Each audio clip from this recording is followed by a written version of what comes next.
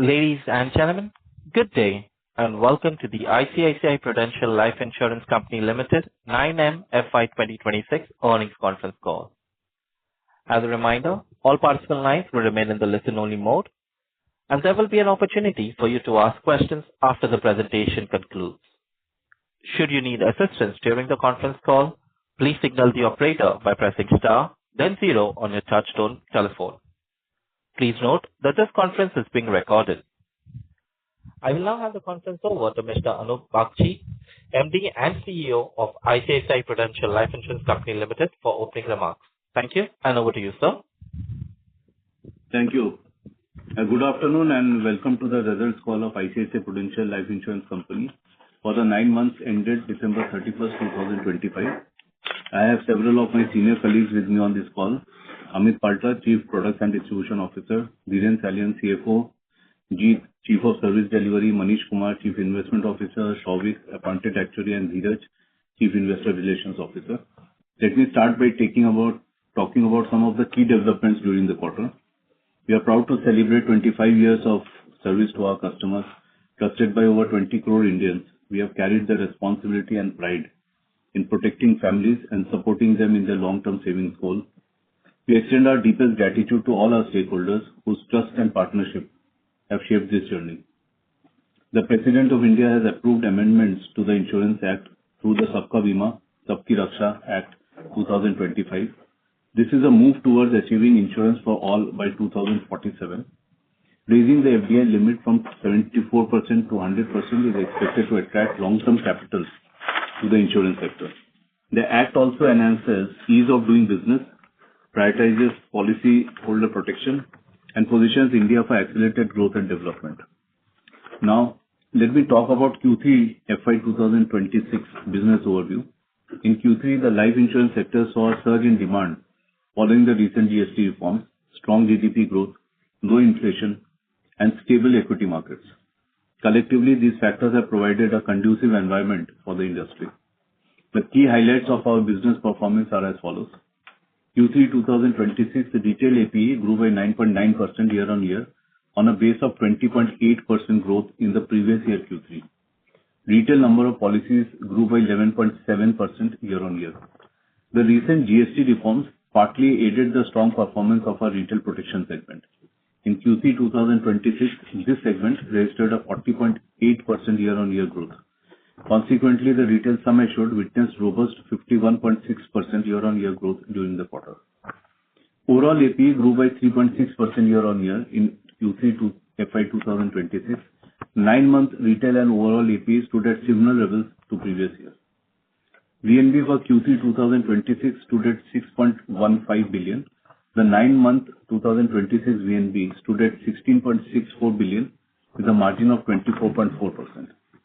Cost to premium ratio for 9-month 2026 reduced from 19.3% from previous year's ratio of 19.8%. This includes the impact of withdrawal of input tax credit. As you are aware, over the past 2 years, we have undertaken several optimization initiatives to make our cost structures leaner and better aligned to our product mix, and will continue to work on the same. Our 13-month persistency stood at 84.4%. and claim settlement ratio stood at 99.3% with an average turnaround time of 1.1 days for non-investigated individual death claims.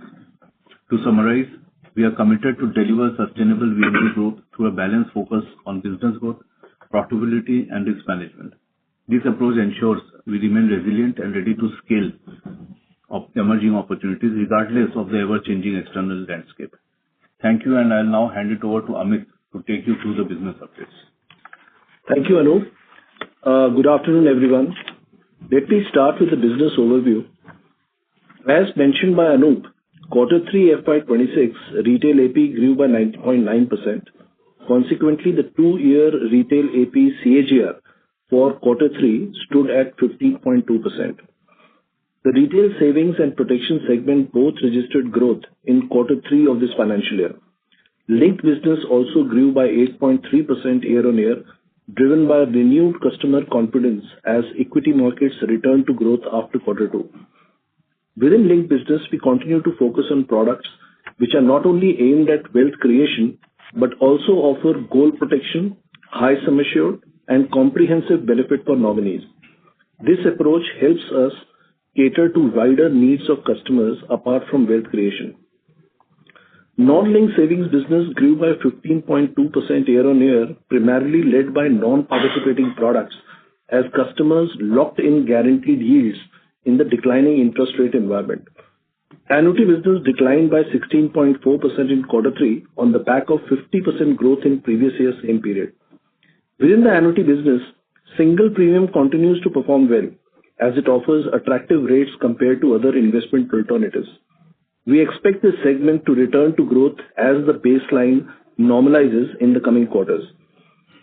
Long-term life insurance savings product represents a steady growth opportunity, and we capitalize on this through continuous innovation and expansion of our product portfolio.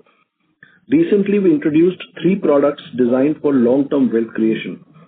ICICI Pru Wealth Forever, a legacy plan that helps build long-term corpus. ICICI Pru Smart Kid 360, a plan to secure a child's future milestones. And third, ICICI Pru Wealth Elite Pro, a ULIP offering which incentivizes customers to stay invested for long-term wealth creation. Our core focus area, the retail protection segment, continues to grow, registering 40.8% year-on-year growth. With only 13% of the addressable population currently being covered, we believe this segment offers a strong multi-decadal opportunity for growth. Group protection, which includes credit life and group term business, grew by 6.2% year-on-year. In credit life business, MFI segment has started showing signs of revival with growth in Q3. We expect the momentum to continue as industry stabilizes. Group term business has grown, and we expect this segment to continue to grow over long term as we remain focused on selecting businesses which meet our defined risk-reward expectations. Group funds business declined by 43.5% year-on-year in Q3 on a high base of 348.3% growth in the previous year. This business is typically lumpy in nature. Moving on to the channel-wise growth and contribution, agency channel grew by 0.8% and direct channel grew by 1.1% in Q3, and together these channels contribute 52% to retail AP.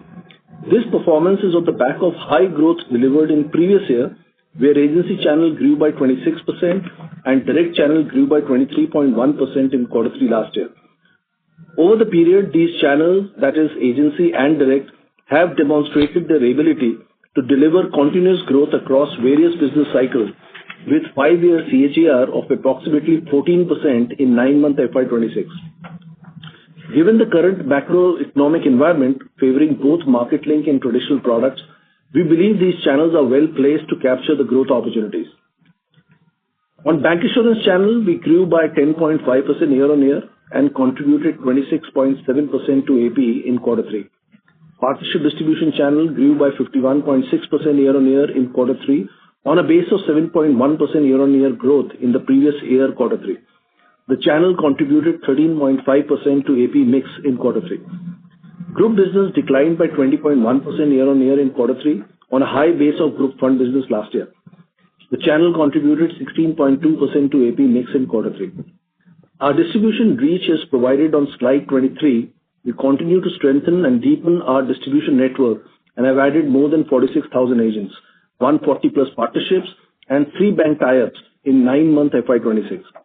Today, we have the strength of 2.35 lakh plus advisors, 51 bank partnerships with access to more than 24,500 bank branches, and 1,400 plus non-bank partnerships. To summarize, we will continue to offer the right product to the right customer and deliver it through the right channel. By leveraging our strong brand, continuous product innovation, and well-diversified distribution, we are confident in our ability to deliver sustainable business growth. We finished Q3 on a positive trajectory and expect the momentum to continue in Q4. I will now hand it over to Dhiren to talk to you through the financial update. Thank you, Amit. Good afternoon, everyone. Now let me take you through the financial metrics. Our VNB for Q3 FY 2026 stood at 6.15 billion. The VNB for 9 months financial year 2026 was 16.64 billion rupees, with the VNB margin at 24.4. As you're aware, effective September 22nd, 2025, the input tax credit on individual business is no longer available. Despite this, we have maintained 9-month margins at levels similar to that of H1. This movement in margin is primarily due to higher retail protection mix, improvement in product level profitability through increasing sum assured multiples, longer tenure policies, and increasing ride attachment, and a favorable movement in the yield curve during quarter 3. The above movement has helped us cushion the impact of an increase in expenses due to the unavailability of input tax credit and therefore maintain healthy profitability. On the efficiency front, we continue to optimize expenses and improve productivity. As you can see, cost to premium ratio has reduced by 50 basis points to 19.3 in 9 months financial year 2026. This includes an increase in quarter 3 expenses resulting from the unavailability of input tax credit. The reduction in cost is a result of our endeavor over the past 2 years to continuously align our cost structure with that of the product mix that's demanded by the customer. Notably, the cost to premium ratio for our savings line of business has also reduced by 90 basis points to 12.7 in 9 months financial 2026. Our 13-month persistency stood at 84.4%. We have observed some challenges in specific channel and product pockets where persistency ratios are lower than the initial assumptions. To address this, corrective actions have been initiated aimed at improving these levels, and that's being monitored closely. Coming to the other financial metrics, the company's PAT grew by 19.6% year-on-year to 3.9 billion rupees in quarter 3 financial year 2026 and 23.5% year-on-year to 9.92 billion rupees in 9 months of this fiscal, primarily driven by higher investment income from shareholder funds. Our solvency ratio stood at 214.8% at December 31st, 2025. During the quarter, the company had called back rupees 12 billion that had been previously raised in November 2020. Subsequently, the company raised fresh subordinated debt to replace the amount called back. Our assets under management grew by 6.5% year-on-year to 3.31 trillion rupees at December 31st, 2025. Thank you, and we are now happy to take any questions that you may have. Thank you. Ladies and gentlemen, we will now begin the question and answer session. Anyone who wishes to ask a question may press star and 1 on their touchtone telephone. If you wish to remove yourself from the question queue, you may press star and 2. Participants are requested to use their handsets while asking a question. Ladies and gentlemen, we will wait for a moment while the question queue assembles. We take the first question from the line of Shreya Shivani from Nomura. Please go ahead. Yeah, hi. Thank you for the opportunity and congratulations on a good set of numbers. I have 3 questions. My first question is on the VNB margins of 3Q. While you have explained what has driven the almost flat margins, I wanted to understand if the new labor laws impact of those have been priced into this quarter's financials in terms of the margins. If not, will it come in the next quarter? If you can help us explain how much would that impact be, how much of it is recurring, and so on and so forth. Some details around that would be useful. My second question is on the persistency bucket. While you've spoken about the 13-month persistency, I also want to understand what's going on with the 61st month, because over the years, the persistency trend in this bucket has gone up to as high as 66% probably in the FY24 numbers, and now it is in a different trajectory. Before that, it was as low as 56-57%. So if you can help us understand the wide movement and what is causing this amount of wide movement over here. My third question is RBI FSR spoke about the distribution reforms, product innovation that they look forward to in the insurance sector. If you can help us understand what kind of reforms should we expect from the industry, what could be the timelines, and so on and so forth. Thank you. Hi, Shreya, Dhiren here. Let me take your questions one by one. To address the first point that you raised in terms of the impact of the labor law, yes, we have taken the impact. We have put as part of our disclosures as well.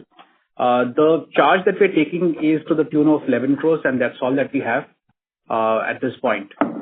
So the question, of course, next question would be that why was it so small in relative to the overall liabilities that we hold? Quite frankly, the way that we had set out our internal policies pretty much offset whatever was required by the new labor code. So the delta of 11 crores is what we have taken at this point. There's nothing residual for the future from this particular pool. Coming to your second question on persistency 61st month, over the years, a couple of changes have happened in terms of the way 61st month has to be measured. And that's also stemming from the product regulations. Unit linked does have an element where earlier they would get foreclosed at the end of 61st month. Now the new set of regulations that have happened over the actually in 2019, these require the policies to remain active and the foreclosure dates have been pushed back. What that does is that it depresses the persistency at this point. However, given the fact that these are the AUM continues to stay with us, we continue to earn off that. There is a similar regulatory change that happened some time back for traditional book as well, which therefore elongates the foreclosures. Coming to your third point, I think frankly, in terms of innovation, you're seeing us do quite a bit. Innovation is not just centered around products. Amit gave you a brief of some of the products that we have recently launched, but innovation also works around in terms of process, efficiency, and costs, because all of these go back to be able to deliver value to customers. Frankly, there are two businesses that we run, savings and protection. In the savings business, continuous innovation to be able to drive better cost ratios is where we give better value back to customers. That is something that we will continue to keep pushing. And in terms of claims ratios for protection, that's something that we monitor very, very closely. Just to follow up on that, distribution reforms is not, I understand the product process innovation bit, but we have any inkling on the distribution reforms? Not at this point, Shreya. I think we will await any inputs from the regulator or the committees that they've set out. Okay, all right. And just one follow-up on the persistency bit. The traditional book of foreclosures getting elongated, that happened when? I understand ULIP policies were changed in 2019. Yeah, that's also the same 2019 period. Okay, all of this is in 2019. So basically the new regulation allowed the account to remain active, is it? Or yeah. Yeah, okay. Yeah, that's right. It stays with the company for longer, gives additional time for the customer to revise the policy. Got it. Understood. This is useful. Thank you and all the best. Thanks. Thank you. We take the next question from the line of Swanav Mukherjee from B&K Securities. Please go ahead. Hi, sir. Thank you for the opportunity and congrats on a good set of numbers. 3 questions from my side. First of all, of the channel strategy. So, I take the point that you mentioned that channels like agency banker had a high base previously. So now I think we are sitting on the inflection point. So as we move on, what are the on-ground trends are we seeing in terms of these channels? What kind of products we are selling and how are the optics looking vis-a-vis, say, the base in the previous year for fourth quarter? Although I understand these are early days, but some comments related to that would give us some better understanding about how we should think about growth as we move ahead. And in terms of the partnership distribution channel, just wanted to understand that what kind of products were sold through this channel, and is there any impact of any product launch, etc., that was there in this particular quarter. And on the GST side, so are our negotiations largely done and the impact absorbed, or should we expect another quarter for that to happen? And also, so once everything is absorbed, then the margin run rate that we are seeing currently, do we expect it to increase in the coming year just purely on the basis of that? And last one, I think wanted to understand that all these changes in operating parameters like, say, cost ratios or persistency, have we already baked the changes in our VNB calculation? Yeah, that would be all from my stage. Thanks, Pranav. Let me address a couple of questions before I hand over to Amit. One is in terms of the negotiation that we have on GST with distribution. See, frankly, again, we're reiterating what we had said the last time around. We strongly believe that these reforms, they will help usher in growth. and we expect them to be value accretive for all our stakeholders, customers, distributors, as well as the company. And you've seen the increase in business that has happened in the current quarter post the reforms that had been announced. Now, everyone has benefited. Customers have seen the value of zero GST. We have seen the benefit of volumes, and distributors have also seen the benefit of these volumes come through. Now, we've got multiple types of partners. Our approach is very different with each of these partners. Given that this diversification exists, I guess closing some of these commercials may take time over the period. But we're progressively addressing each of these, and we'll work towards a win-win proposition for us as well as our distributors on this. The fundamental point is it's not the margin, it's growing the absolute business and therefore the absolute VNB, and from a partner perspective, growing their earnings as well. So that's the process that we have adopted, and we continue to make headway at it. Anything else that comes through the coming quarter, we will keep you updated on that front. Coming to your question on cost ratios, again, we have a view of where we'll end up for the year in terms of a cost ratio. Does it take into account all of the savings that we have got over the past few quarters? To some degree, yes. But of course, it depends on how we do well in the coming quarter. And we will anyway update all of these cost ratios at the end of the year. At this point, it is looking positive. So we are very clearly working to ensure that we do not have any surprises on the cost front at all. Yeah, Amit this side. On channels front, you spoke about high base of last year. So let me just define what contributed to high base last year.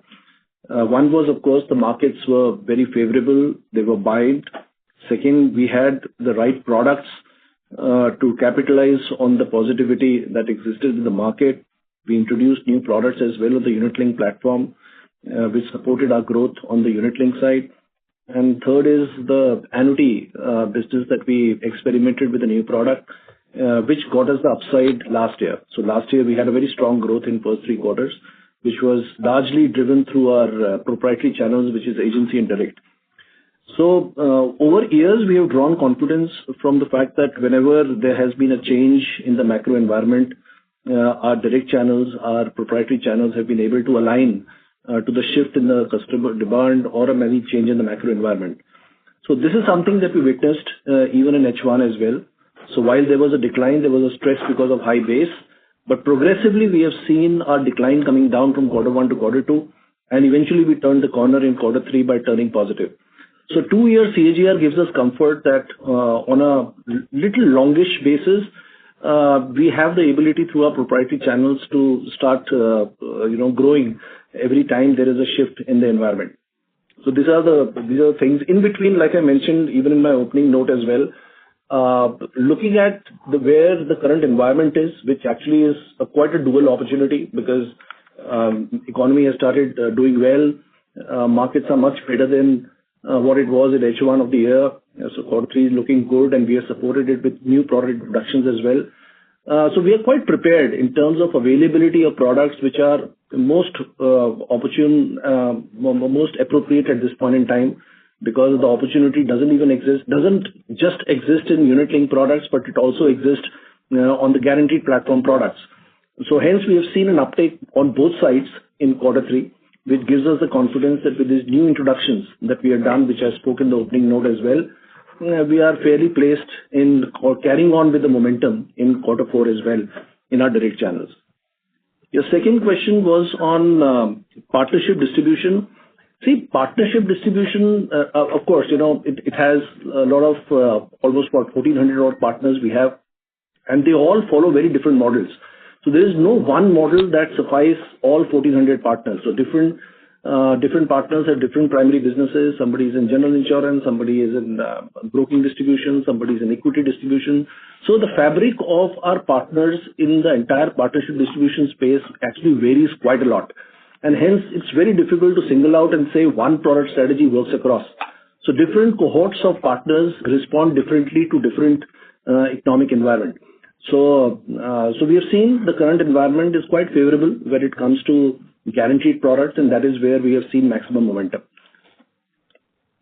Right, sir. That's very helpful. Just one bookkeeping question.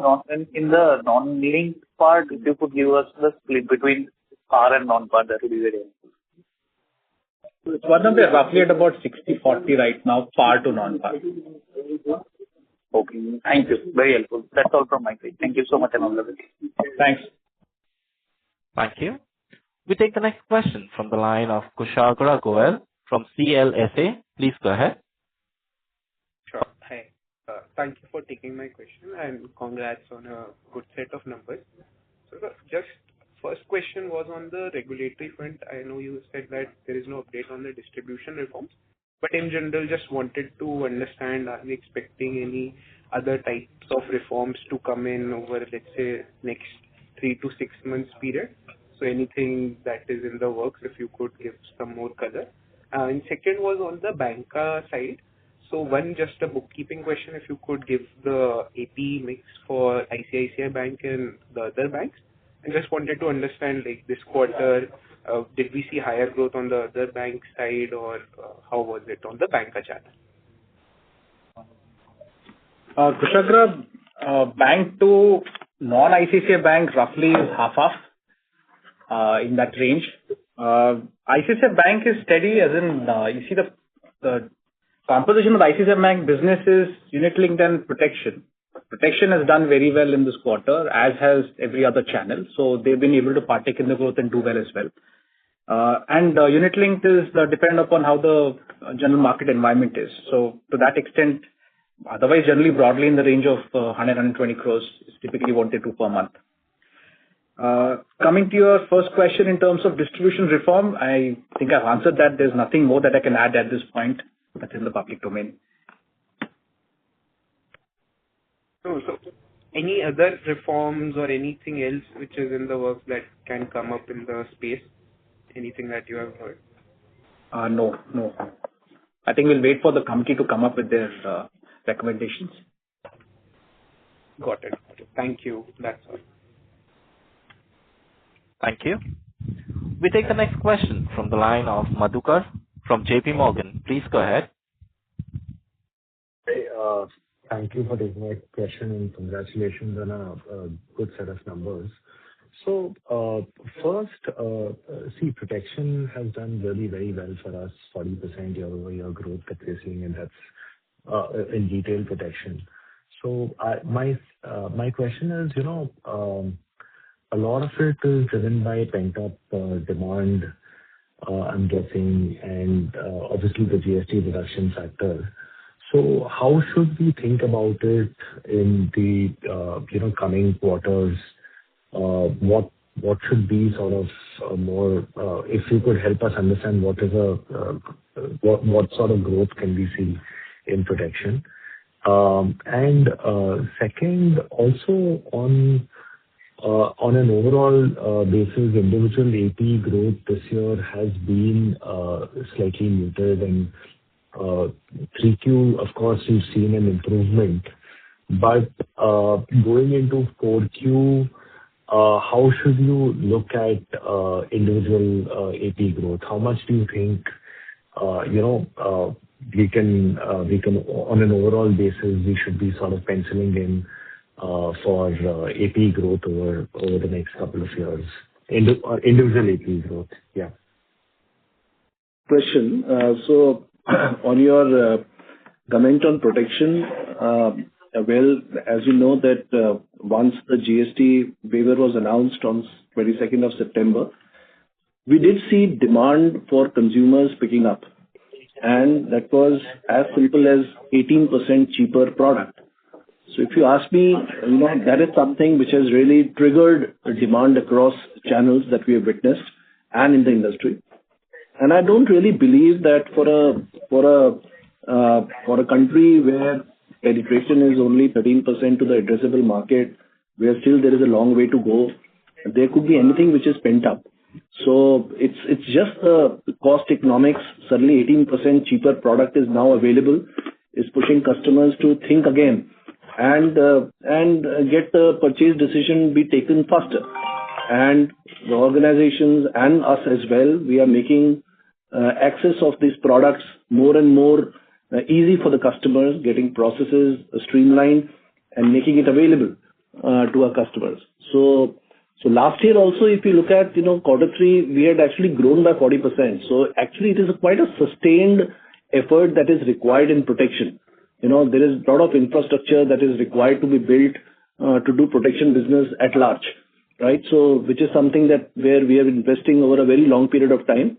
And just that GST waiver has given fillip to the kind of growth that we have witnessed in the last 3 months. And if you ask me, the outlook for future, again, looks very, very good on protection. Eventually, it is protection that really differentiates this industry from any other industry in BFSI. So from that perspective, it's a great move by the government. Consumer demand exists, and we'll keep investing in our processes and systems and our practices to ensure that experiences are good while onboarding our customers and demand keeps picking up from current levels. So I expect this momentum to continue. On AP growth, you spoke about relatively a muted growth in first half and turning positive in quarter three. I had explained as an answer to the previous question that we did have a large base in the last year, which was driven by a positive market environment, unit-linked products, new product launches that we did on unit-linked platform, and the experiment that we did with one of our products in the annuity category. All that led to a very large base. So the way to look at our overall 9-month performance is on a 2-year CAGR basis, where we look quite in line with the industry, right? So to that extent, you can say 2 years RWRP CAGR, if it is 13.8% for the industry, 13.8% for us, for industry, it is 13.3%. But good part is that quarter three onwards, it will start getting normalized. And for the momentum that now we have seen turning positive in quarter three, hopefully it will only get better in quarter four. Got it. Understood. And just one follow-up question on repricing. Any thoughts on protection repricing anytime soon? So Madhukar, en masse repricing is not something that one should expect, quite frankly. So at all points in time, we keep assessing, and this is business as usual for us. We keep assessing segments, we keep assessing the process, we keep assessing the pricing, and wherever there are micro adjustments, we keep doing that along the way. This is in the quarter, previous quarters as well, and that's something that we will continue to do. So in a nutshell, there is no secular price increase that has happened. I'm referring to the price hikes that we had seen back in 2020 and 22. Nothing of that sort has happened. It's not happened, but given that, you are obviously absorbing some bit of the GST bill, any chance of you taking a price hike in protection in the near term? Madhukar, the objective is to be able to grow absolute VNB. As I explained earlier, if you're able to get demand by way of this reform, then everyone is happier along with it, customers, distributors as well as us. So it is the objective of growing absolute VNB, which helps us in this endeavor. Understood, sir. Congratulations. And again, I think maybe I should draw your attention to the protection number. 40% retail protection growth in the quarter is quite strong. Yep. Yes, sir. Absolutely.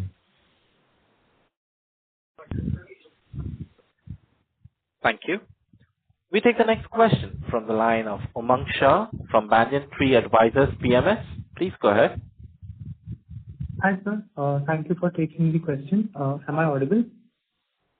Yes, Umang. Go ahead, please. Yeah. Thank you. Sir, first question was, what was the rationale of transferring the pension management subsidiary to ICICI Bank? You want to complete the questions? I can take them. Okay, sure. So this was the first question. Second question was, in partnership distribution, how much revenue or how much premium would be coming from online aggregators? That was the second question.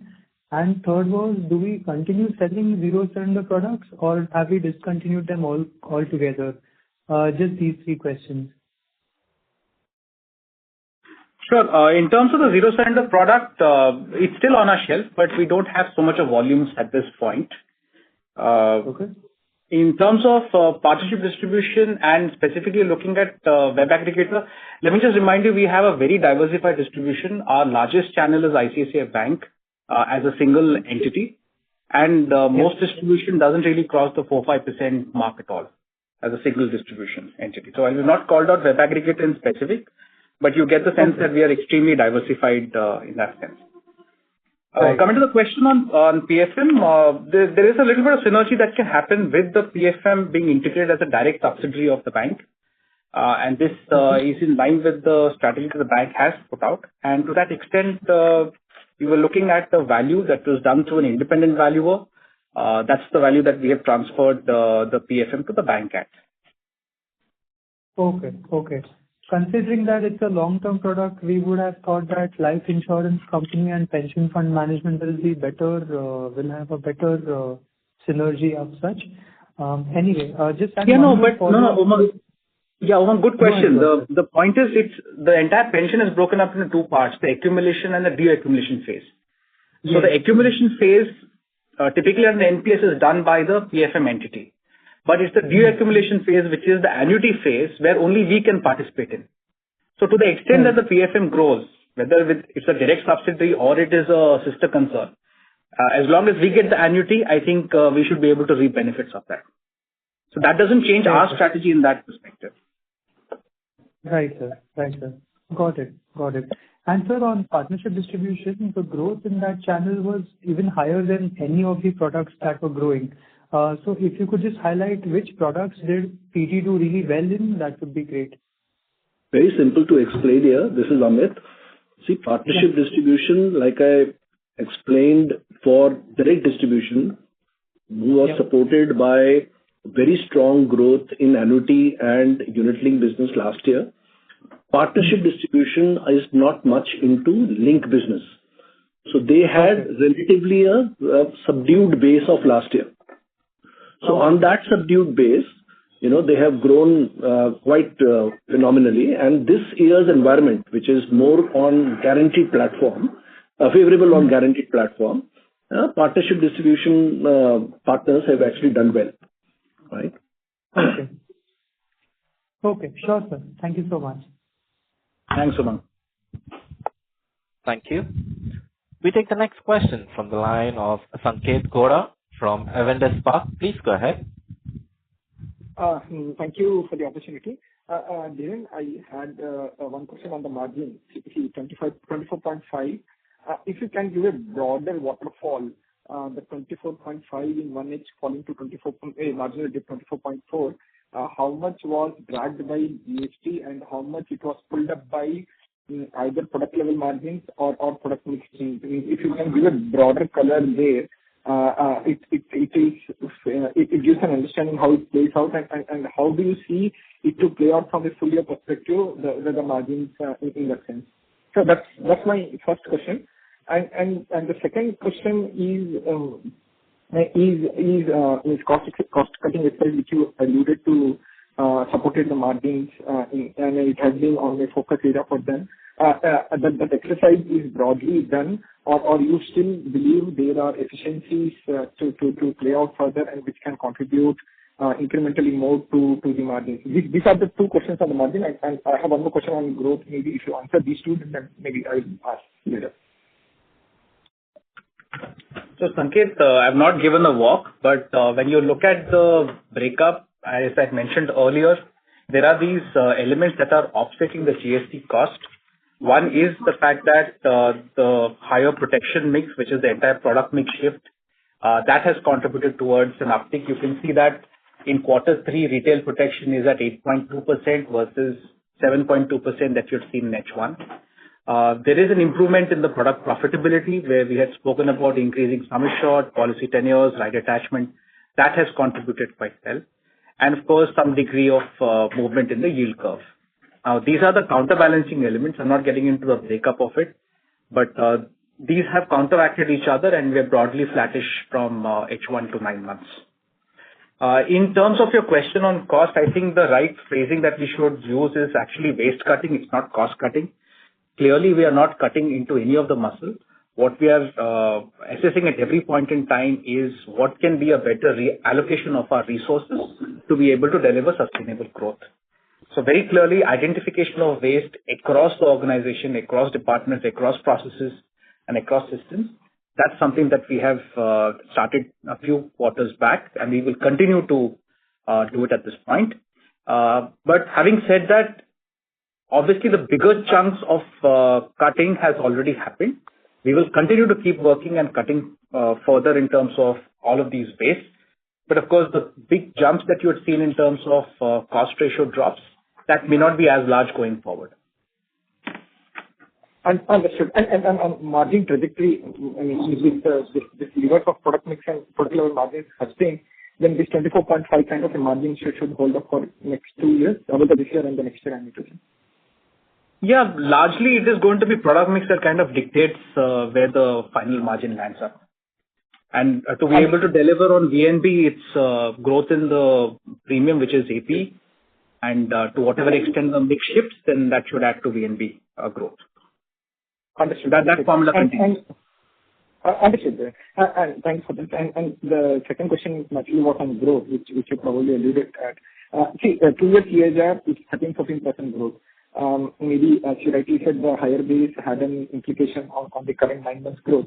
Then is it fair to say that now, given the distributions how broadly settled, whether it's ICICI Bank or others, we will be in a position to deliver a growth of 13-14, assuming that is the industry growth going ahead for us? Is it fair number to believe that now the recent base can give us a growth of 13-14 going ahead too?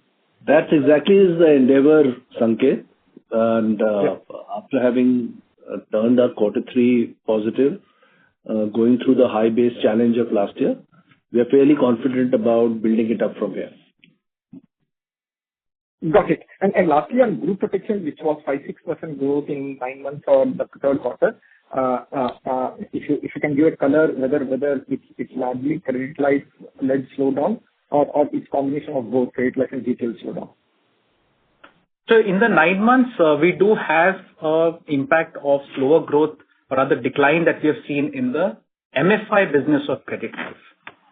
So the good part that we're starting to see now is that MFI has now started to turn around. I wouldn't say it's out of the woods yet, but very clearly we have started to see a turnaround coming through in Q3. So again, this is in line with the commentary that you're also hearing generally around MFI credit, the core business of credit. So as that business starts to build up, we should be a natural beneficiary of that. Understood. Thanks, Dhiren. This answers most of my questions. Thank you. Thank you. We take the next question from the line of Nidesh from Investec. Please go ahead. Thanks for the opportunity. First question is on GST impact. So have we passed on that impact to the distributor, or we intend to pass it on in coming quarters? And what will be the strategy there?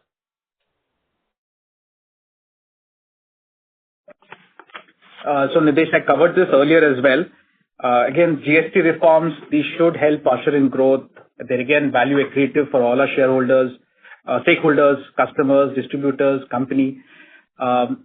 See, post the change in reform, we have seen growth come through. That's again, to our sense, it's a demand that's been built up. That's quite positive. So you're able to add VNB. At the same time, partners' earnings are also coming through. Now, given the diversity of partnerships that we have, some of these conversations take longer to conclude. We are working towards this, and the idea is to be able to bring a win-win proposition for everyone. Sure. Secondly, so this quarter we also got benefit of yield curve being in our favor, which also helped our margins. How do you see that playing out over medium term, whether you will pass on that benefit to the customer or you will be able to retain that, because then that will have an implication on the future margins? Yeah, you're right, Nidesh. But the final changes in pricing, or if there are any changes in pricing, will be a function of how the yield curve moves, what the market dynamics are, what our distributor conversations are, as well as growth. So it will be it's a multi-factor equation. I can't simply pick up one thing that will determine whether price will move positively or negatively. And last question is on persistency. So there has been a sharp drop in 13-month persistency, which you have explained. But how do you see the trend in FY27? Should we again go back to the 88-89% persistency on 13-month basis, or this 85% is the new normal? And how do you see the impact of lower persistency in our operating variances for the full year? So you're right. We've seen some challenges in specific channel product cohorts, and we're working at this. As we fix those particular poles, we should see persistency rise. That's the endeavor. We should hit 85 and above as we go through into the later part of, or into the mid part of next year. How much more can we get through to the 87, 88? I think we'll have to wait and watch how that shapes up, how the underlying business shapes up. How we take a look at that on terms of our EV, I think we'll do the final assessment as we go through to the end of the quarter, and then we'll bring that to the market. Sure. Thanks, Dhiren. Thanks. Thank you. We take the next question from the line of Prayesh Jain from Motilal Oswal Financial Services Limited. Please go ahead. Yeah, hi. Just firstly on the growth front, while Amit, you mentioned that, we are looking at a good 2-year CAGR, but if I actually look at the trends, even in FY24, it was a kind of a low base where, ICICI Bank was possibly growing at a declining, and from that base in FY25, we saw most quarters very strong growth, obviously because of product innovations and product launches that we had done. Then again, on that high base, we've seen a low growth in this fiscal so far. So it's been up and down. So do you think that we are now in a position that we can be a more consistent growth company, or from all product perspective or from a channel perspective, now that all these corrections have been done, we should be a more stable growth company? Okay, I'll take this. Amit, this side. You spoke about FY24 challenges because of decline in our primary channel and subsequently product launches and innovation. See, one big learning from last year, after having witnessed growth in first 9 months, when the demand was very strong on unit-linked products, we took a strategic call to align our cost structure to ensure that we don't create a bias, artificial bias in selecting products which gives margin. And we called out absolute VNB as an objective. But to follow that strategy, it is very important that you take those hard calls, cut the waste, relook at the structure, work on every area of cost rationalization, so that you are aligned as an organization to the demand based on the macro environment. So having done that hard work, now created products across category, not creating biases on what we believe is right for us internally, but going truly with the consumer demand, I think we are fairly well placed with our current cost structure as well as the availability of products that we have created. So if you ask me on growth perspective, we are very confident in aligning to any change in the macro environment that may happen in times to come. And this situation is very different from where we were 2 years back, when there were issues about concentration of business with one of the large partners, which is now fairly diversified. And even on products, we are fairly diversified and have availability of products to take care of any change in the environment. So from a degree of confidence, I can say now things look much better because at cost structures that we have currently, we can take care of the volatility much better. Got that. That's helpful. Dhiren, you mentioned that, the product mix in the non-linked part is 60-40 between par and non-par, but I think in the Q2 call you mentioned it was 50-50. So has the par share gone up?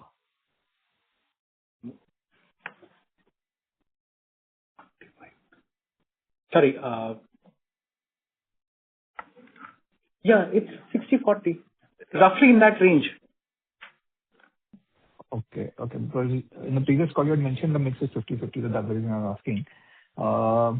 And the third question is, the solvency increases because of what, in spite of we seeing such a strong growth in protection? Solvency increases largely because of addition in PAT.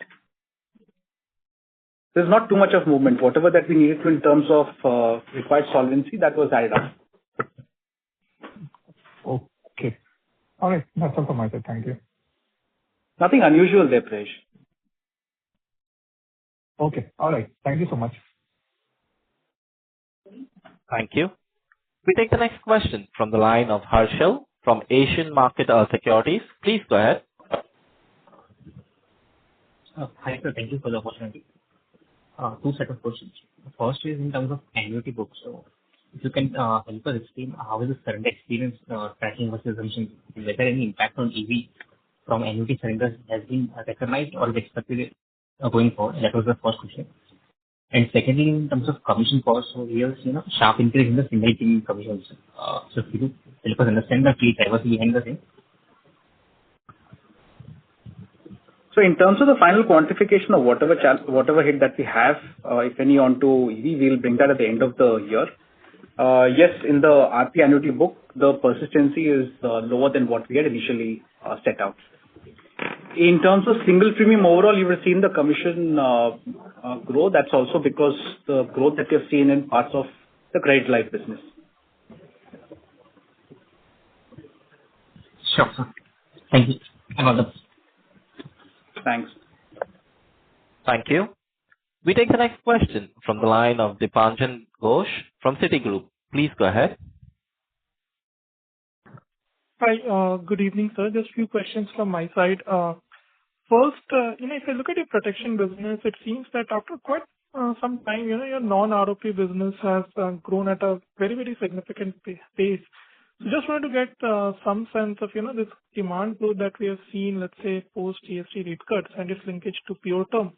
Do you see some linkage out there? And secondly, is the non-ROP product significantly higher on the margin profile, which kind of benefited you during the quarter?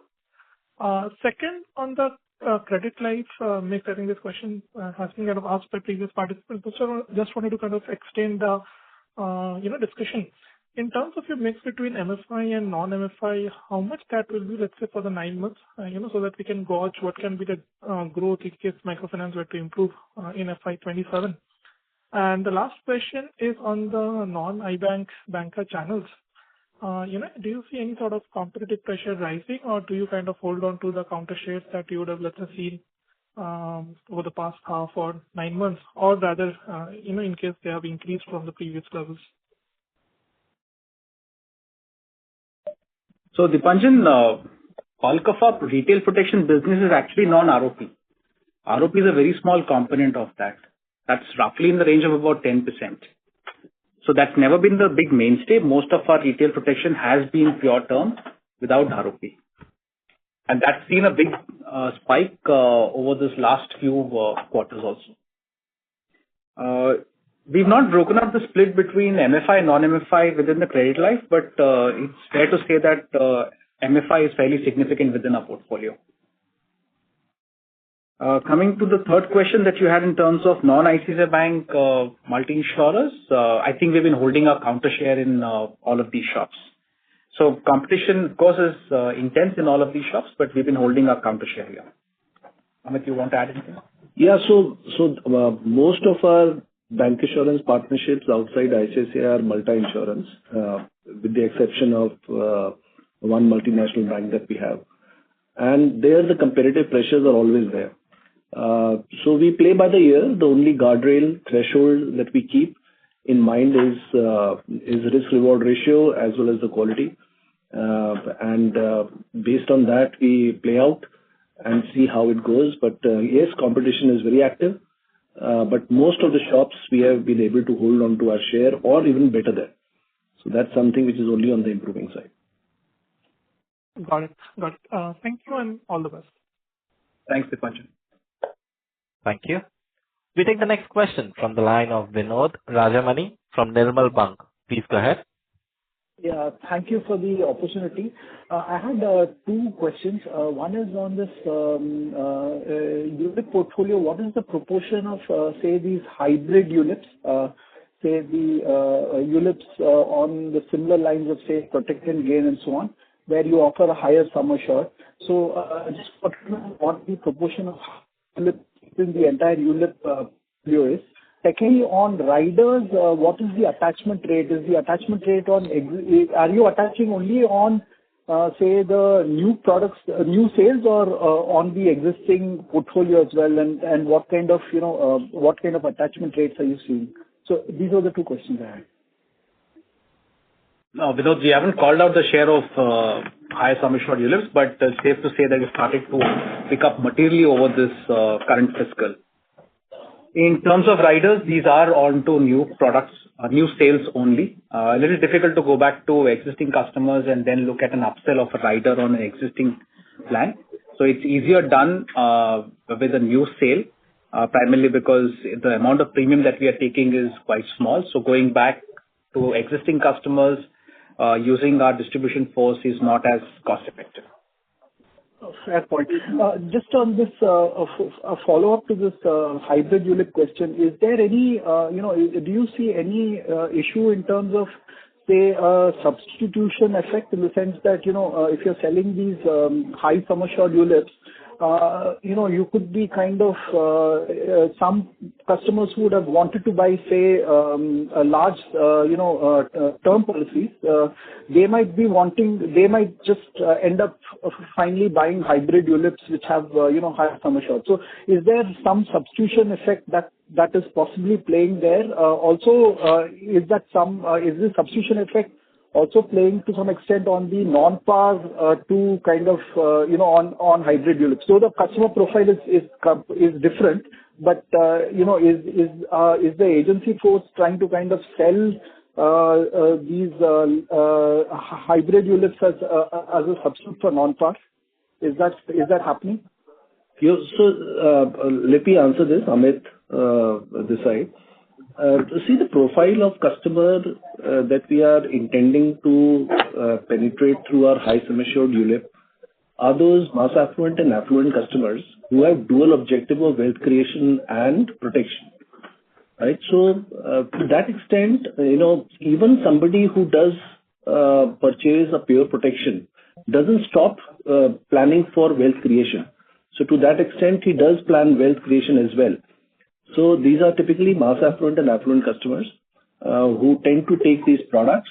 But you are right, for somebody who intends to go for a very high cover, he has a choice of going with his affordability and seeing what he can spare for pure protection and can choose a cheaper product. Right. So to that extent, I don't see this coming as a replacement for pure protection, because the affordability and what you get as premium is very, very different in these two category of products.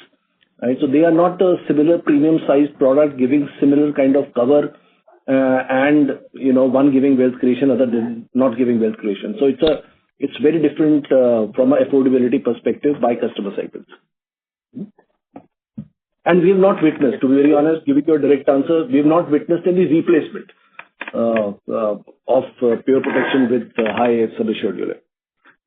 Because a pure protection plan at one level gives you 400 plus times the premium in terms of cover, whereas these products give you anywhere between 40 to 100 in terms of the coverage for the premium. So clearly different areas, different objectives that we're trying to meet with this. And despite this, you've seen a 40% growth in retail protection in Q3. Yeah. No, the only reason why I brought this up is because none of your Vinod, I do apologize to interrupt you there. Your audio is not coming in clear. Yeah. No, the only reason I brought this up is, none of your similar sized peers have launched this, this high sum assured ULIPs. So that was the reason. That's it. So that's why I was wondering if there's some substitution effect at play. Let us clarify. This product is being offered, though little differently, but mostly it is available across quite a few organizations now. We are not the only ones. Okay. Thank you. Thanks. Thank you. We take the next question from the line of Shobhit Sharma from HDFC Securities Limited. Please go ahead. Yeah. Hi, sir. Thanks for the opportunity. So I have a question on your growth. So how should we think about your growth on the individual business side for the next 2-3 years? Why I'm asking this question is, like, if I look at your 5 years IRNB CAGR, it's actually less than 1/3 of the CAGR of the private players. And it is now almost 2 years from the time we have rejigged our margin profile and the constant changes we have made to our product portfolio. So that's first. Secondly, onto the product strategy, if I look at, so 2 years, we have thought about no cost units. We have pushed for that. We launched annuity product with 100% return of premium on surrender. Now we have launched a new product on the ULIP side with a return of premium allocation charges, and we have slowed down on the annuity product. So just wanted to understand our thought process on that and what kind of new products should we expect in the upcoming quarters now. Yeah, thank you.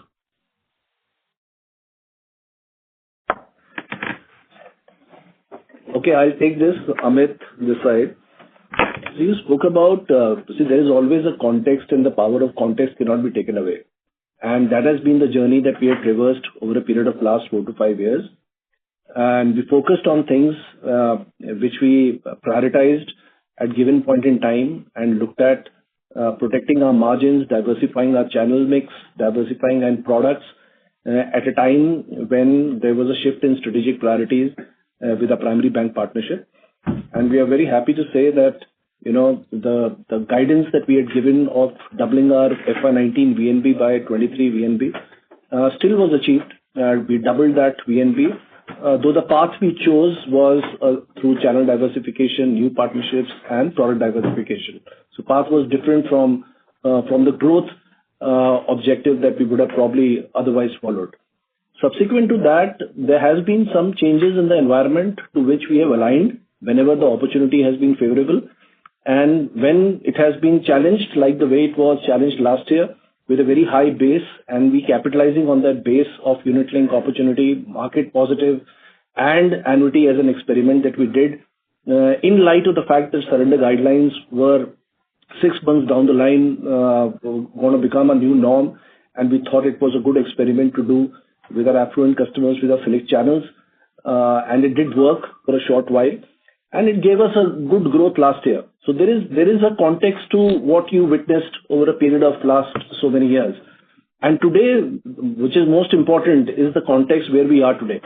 Where we are on our product strategy is that in terms of availability of products, right across categories we have category of products, whether it is unit link, market link, part guarantee, full guarantee, annuity, nearing retirement age customers, younger customers, protection, return of premium, exit as a special feature for our customers, exclusive products for self-employed. So virtually from benefit perspective and from category choice perspective, we have almost our basket being full.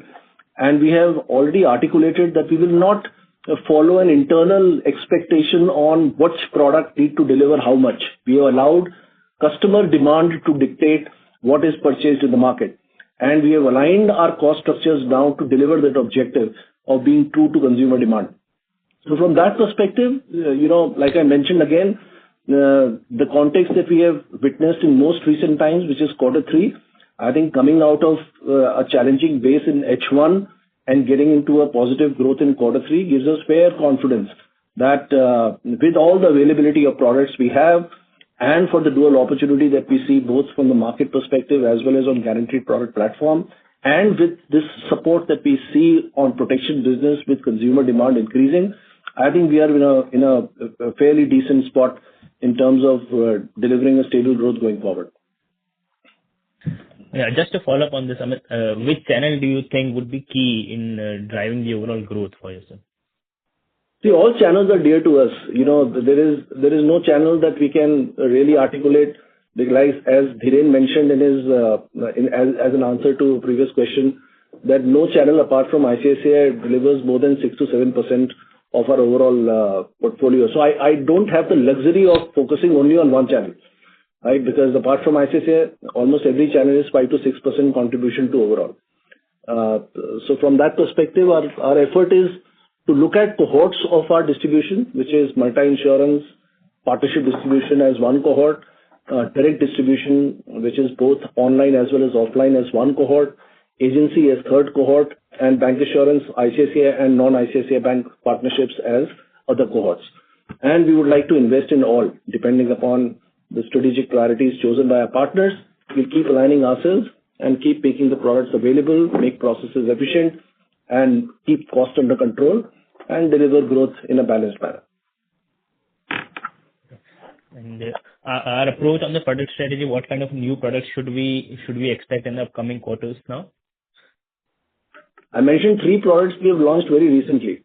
One on a unit-linked platform, and second on a legacy platform, and third on a children platform. So that is one effort that we'll keep making. So I can't really say how many and when, but we'll keep working on across categories and see and align our effort to the natural demand that we will witness based on the environmental factors. Okay. And Dhiren, just one question to you is, so should we expect our VNB growth to outpace our APE growth? Because we will now see benefit of the cost saving, the efficiency in the cost. So should we expect that to happen now? No, I'm not giving a guidance on this. Okay. The fundamental that we are looking at is growing VNB. As we bring some stability to the business, you will see that AP will be the lead to getting growth in VNB. Okay. Thank you. Thank you and all the best. Thanks. Thank you. We take the next question from the line of Nischint Chawathe from Kotak Securities. Please go ahead. Hi. I have a simple question. When you say that your conversations with distributors are going on with respect to the GST input tax credit deficit, what do you really mean? Does it mean that next quarter, supposing you kind of get into more favorable conversation, then some of the ITC provision that you have made this quarter kind of reverses, or what happens to the business that has been done till date? Nischint, it's not about ITC provisions. The input tax credit is no longer available, and that is the cost that we have taken on the P&L as well as VNB.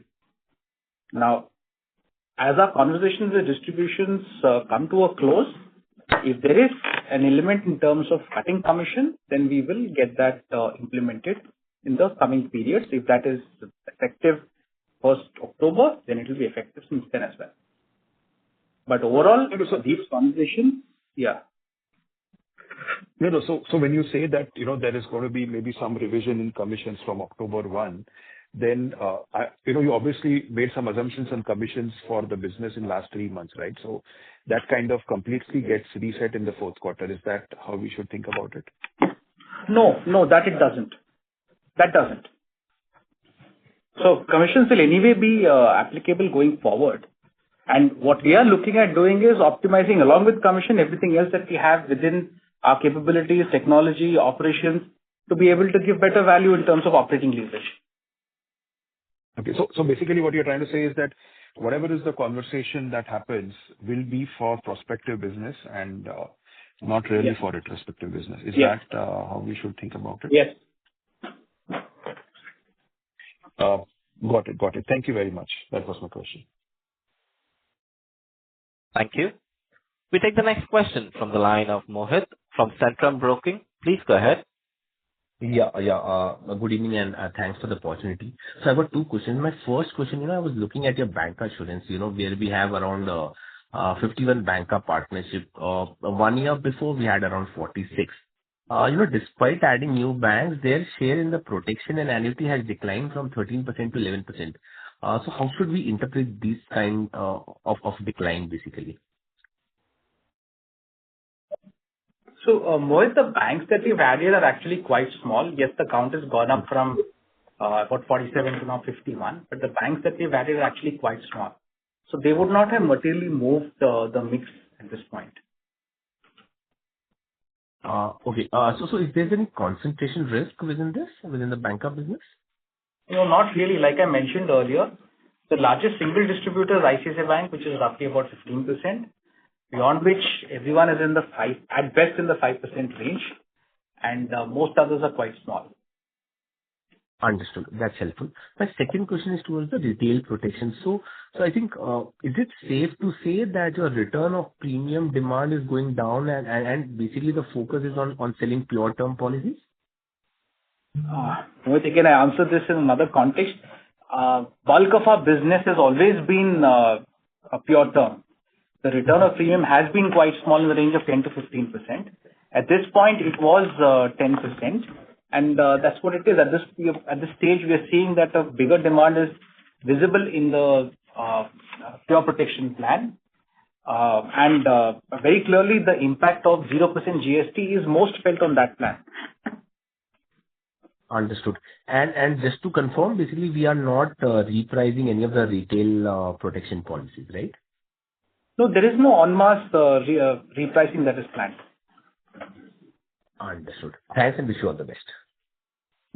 Thanks. Thank you.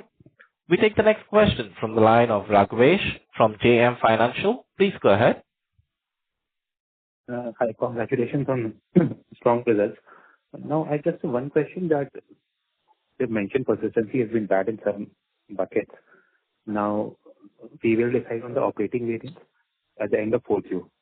But whatever the impact is there on the new business that should be visible in the VNB, that has been taken already, or will that also be reassessed at the end of 4Q?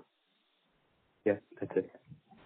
So, Raghavesh, if there's an assumption update that we need to do, that will impact VNB. Assumption updates are typically can be either directions. Generally, when I look at assumption updates, these will be in the context of persistency, mortality, and expense ratios. And these are the elements that we look at in terms of whether these are permanent.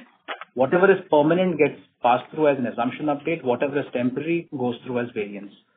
This exercise will be done in the last quarter, and we will take all of those updates at the March end financials.